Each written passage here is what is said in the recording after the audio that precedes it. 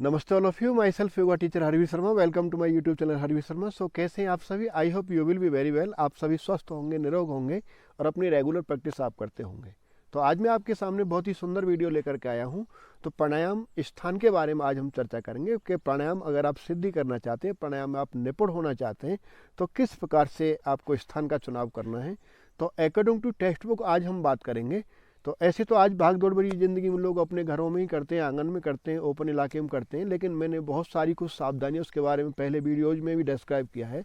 तो मैं आपको यहाँ सारी चीज़ इसलिए क्लियर करना चाहता हूँ कि आप कोई गलती ना करें उससे, और ज़्यादा से ज़्यादा बेनिफिट ले पाएँ अपनी लाइफ में। उस चीज़ को आप फॉलो करें। जो नियम हैं उनको अगर आप तोड़ते हैं, प्रकृति के नियम के अगर आप खिलाफ चलते हैं, तो आपको उतना बेनिफिट नहीं मिल पाता है। आप बीमार पड़ सकते हैं, आप नुकसान उठा सकते हैं। फिर आप योग को ये बोलेंगे कि योग में ऐसा हो गया। तो कोई भी चीज़ का एक नियम होता है, उनको आप फॉलो करना पड़ेगा। आप किसी भी फील्ड में जाते हैं तो नियम बहुत ज़रूरी है। तो सबसे पहले हम बात करते हैं स्थान के बारे में। तो आज हम चर्चा करेंगे कि किस प्रकार के स्थान के बारे में महर्षि गहन जी ने, अकॉर्डिंग टू टेक्स्ट बुक हम बात करते हैं कि अकॉर्डिंग टू टेक्स्ट बुक महर्षि गहन जी ने जो स्थान को चर्चा किया है, किस प्रकार का स्थान आपको योग में साधना करने के लिए, प्राणायाम की सिद्धि के लिए आपको किस प्रकार के स्थान का चुनाव करना चाहिए। तो महर्षि गहन जी ने बोला है, दूर देशे तथा अरण्डे। दूर देशे यानी कि दूर देश, और तथा अरण्डे, अरण्डे यानी कि वन के लिए हम बोलते हैं, और राजधाना जनांत के, जहाँ राजधानी यानी दूर देश यानी कि बहुत ज़्यादा दूर देश में आपको प्राणायाम नहीं करना है। और तथा अरण्डे, अरण्डे यानी कि वन के लिए बोला है, अरण्य के वन जिसको बोलते हैं, यानी कि वन के अंदर भी आपको यानी प्राणायाम नहीं करना है। और राजधानी जनांत के, यानी जनसमूह जो राजधानी के बीच में आप रहते हैं, तो वहाँ भी आपको प्राणायाम नहीं करना है। तो कहाँ पर आपको प्राणायाम करना है और भी उनके बारे में नियम बताए हैं। तो योगाभारम न कुर्वीत कृतश्चता सिद्धे भवेत। इन जगह पर प्राणायाम करने से आपको सिद्धि नहीं मिलेगी। अगर आप दूर देश में आप प्राणायाम करते हैं, यानी कि बहुत ज़्यादा दूर कहीं चले जाते हैं, या फिर आप वन के अंदर अगर आप प्राणायाम करते हैं, या फिर आप राजधानी के अंदर बहुत ज़्यादा कोतूहल और पब्लिक के बीच में अगर आप जनसमूह के अंदर प्राणायाम करते हैं, तो वहाँ आपको सिद्धि नहीं हो पाएगी, आप प्राणायाम सिद्ध नहीं कर पाएंगे। तो किस प्रकार से आपको आगे बताया है कि वहाँ पे क्यों नहीं करना चाहिए, उसका भी एक रीज़न बताया है कि अविश्वासम दूर देशे। अविश्वासम यानी दूर देश, आप किसी का विश्वास नहीं कर सकते, आप वहाँ किसी को जानते नहीं हैं, आपके ऊपर कोई हिंसक हो सकता है, आपको किसके ऊपर आप वहाँ दूर देश में आप कोई आपका नुकसान कर सकता है, आपके ऊपर कोई हमला कर सकता है, तो आपकी साधना भंग हो सकती है, आप वहाँ विचलित हो सकते हैं, आप परेशान हो सकते हैं, आप व्यवधान में पड़ सकते हैं। तो वहाँ पर आपको किसी का अविश्वास नहीं होगा। और अरण्डे, अरण्डे रक्षसे वर्जितम, और जो वन जो होते हैं वो राक्षस, वनों में राक्षस प्रवृत्ति के लोग रहते हैं, तो वहाँ पे आपको आपकी सुरक्षा, आपकी सिक्योरिटी नहीं है। तो वहाँ पे भी आप वन में भी आप सेफ नहीं हैं, यानी कि वहाँ हिंसक वन में आप जानवर हो सकते हैं, इस प्रकार के वहाँ पे भक्षक हो सकते हैं, तो आप वहाँ भी आप प्राणायाम नहीं कर पाएंगे। तो लोकोकारण प्रकाश से तत्व वर्जित। तो ऐसे जगह पे आपको वहाँ प्राणायाम करना वर्जित बताया गया है।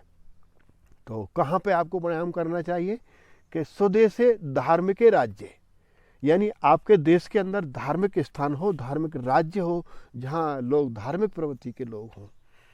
और स्वेच्छे निरूपदे, यानी कि वहाँ पे उपद्रव इलाका ना हो, यानी कि कोई भी इस प्रकार का धर्म संकट ना हो, कोई भी जातिवाद ना हो, इस प्रकार का वहाँ पे कोई उपद्रवी, यानी किसी प्रकार के उपद्रव ना होते हों, लड़ाई झगड़े ना होते हों, इस प्रकार का वहाँ पे इलाका होना चाहिए। अपने ही राज्य के अंदर धार्मिक स्थान आपको चुनना है, धार्मिक बस्ती को चुनना है, उस इलाके में आपको प्राणायाम करना है। तो और क्या बताया है, कृत्वा तथे कुटीरम। तो आपको वहाँ पे एक कुटिया बनानी है, एक कुटीर बनानी है, और वहाँ पे अपनी कुटीर बना करके आपको अभ्यास करना है। और कुटी किस स्थान पे बनानी है, वापी कूप तड़ागम च प्रचीर मध्यवर्ती च, यानी कि जहाँ पर आप कुटी बनाते हैं वहाँ पर, यानी कि प्रॉपर आपका कुटी जहाँ पर आप बनाते हैं वहाँ पर प्रॉपर आपका क्या होना चाहिए, यानी कूप यानी तालाब, जिसको कूप यानी कुआं पानी के लिए, यानी तालाब यानी कि जहाँ पानी का बहुत ज़्यादा स्टोरेज हो, या आज के ज़माने के हिसाब से हम बोल सकते हैं हैंडपम्प की सुविधा हो, या नल हो, या पानी की टंकी, इस प्रकार की सुविधाएं वहाँ पे होनी चाहिए। यानी कि आपको पूरक पानी मिलना चाहिए, क्योंकि पानी मिलने का कारण ये है कि वहाँ पानी अगर आपको मिलेगा तो भोजन के बगैर आप रह सकते हैं, लेकिन पानी मिलने से क्या है कि वो बहुत ज़्यादा आपको बहुत ज़्यादा पानी इस्तेमाल योग्यों को करना पड़ता है, सत्कर्मों के लिए, पीने के लिए और आपको भोजन के लिए, सब चीज़ के लिए आपको पानी चाहिए। दूसरा, पानी वहाँ रहने से क्या होता है कि वहाँ आर्द्रता बहुत ज़्यादा होती है, ऑक्सीजन लेवल वहाँ बहुत ज़्यादा होता है, शांत वातावरण बनता है और वहाँ आर्द्रता और नमी हमेशा बनी रहती है। तो इस चीज़ से वहाँ पर आपको पानी मस्ट चाहिए, इस चीज़ को आप समझें। दूसरा, नातुरच्चाम नातने कुटीरम कीट वर्जय, और जहाँ पर आप कुटी बनाते हैं यानी कि वो स्थान बहुत ज़्यादा ऊंचा भी नहीं हो और बहुत ज़्यादा नीचा स्थान भी नहीं होना चाहिए, और कुटी बना करके उसको आपको उसके चारों तरफ से उसकी बाउंड्री होनी चाहिए, यानी उसका चारों तरफ से उसकी परिधि होनी चाहिए। और कीट पतंग यानी कि वहाँ पे कीड़े मकोड़े आदि यानी कि चींटियाँ या कीट पतंग इस प्रकार के नहीं होने चाहिए, जिससे आपको व्यवधान होता है, ये आपको दिक्कत करेंगे। तो यहाँ पे मैं आपको क्लियर करना चाहता हूँ कि इस प्रकार से महर्षि पतंजलि ने और सम योग्यामतिर कुटीरम च निर्वृतम एवं साधु स्थानाम गुप्तेश प्राणायाम, तो ये उस समय क्या कि गुप्त स्थान के रूप में भी इस्तेमाल किया जाता था। ये उस समय क्या था, उस समय आप योग में वहाँ निर्मित हो सकते, योग में आप समाविष्ट हो सकते थे।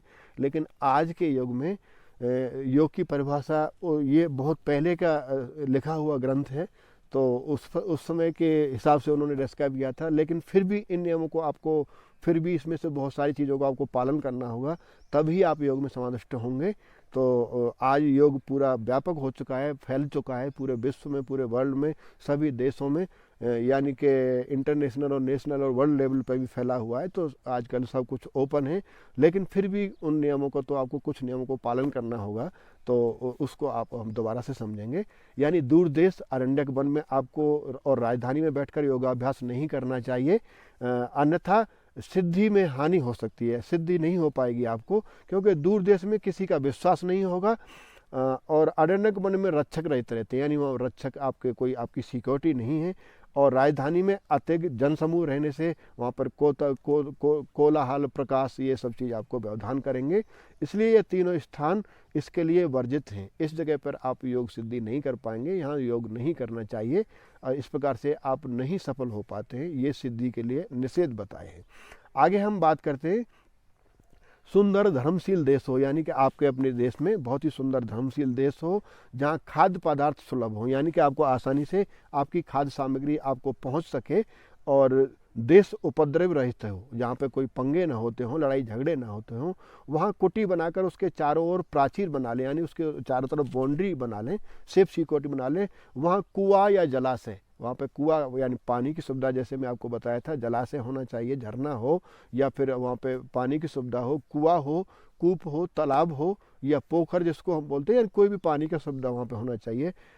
उस कुटी की भूमि ना तो बहुत ऊंची हो, बहुत ज़्यादा हाइट वाला स्थान भी नहीं होना चाहिए, बहुत ज़्यादा गड्ढे वाला स्थान भी नहीं होना चाहिए, और गोबर से लिपी हुई कीट आदि से रहित एकांत स्थान हो, गोबर का लिपा हुआ एकांत स्थान हो, कीट आदि न हो, और वहाँ पर प्राणायाम का अभ्यास करना चाहिए। इस प्रकार का वर्णन किया है। प्राणायाम का अभ्यास इस प्रकार से आप करेंगे तो इस प्रकार से उसके आप निश्चित तौर पे आप इस चीज़ को आप फॉलो करेंगे, क्योंकि प्राणायाम का अभ्यास दूर देश या दूर जंगल या राजधानी अर्थात शहर या जनता के बीच न करें, इस प्रकार से बताया गया है। इसके अभ्यास से पूर्णतः एकांत भी वर्जित है, और पूर्णतः एकांत में भी आपको प्राणायाम नहीं करना है, और भीड़ में भरा स्थान भी। साथ ही कहते हैं कि साधक को कड़ाई से इसका पालन करना चाहिए। तो आप योग में समाविष्ट होते हैं तो इन चीज़ों को थोड़ा सा फॉलो करें। हम लोग किस इलाके में आप प्राणायाम कर रहे हैं, कैसा स्थान है, तो इस प्रकार से आप इसको समझेंगे। दूर जंगलों में अभ्यास करने से साधक को अन्य लोगों का विश्वास प्राप्त नहीं होगा।